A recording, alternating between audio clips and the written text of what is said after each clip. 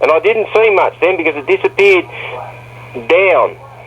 Yeah, down slope. Disappeared from my view. What were you thinking when you were looking at it? I'm thinking, Jesus Christ. I haven't seen anything quite like that. Now, you mentioned you're walking down the trail and you ran onto some of the kids coming back up.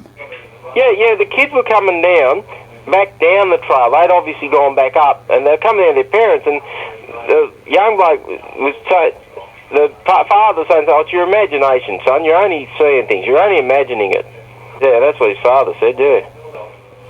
But, yeah, just because of that stage, I was still a bit dumbfounded. I went and got in the car. Just couldn't stop thinking about it. And it, I just, yeah. All weekend, the rest of the weekend, I couldn't get it out of my head. I was just sitting there thinking about it, When you were talking about the arms, were they kind of solid arms or thin arms? But bloody long. What, you just think longer than a person in relation to... Yeah. I think if it put its arms down, they would have went a fair way down its legs, actually. And this thing, could you see muscle, or was it solid? Yeah, very muscular arms. And you don't think there's any chance this could have been somebody dressed up? No. No. Absolutely not. No.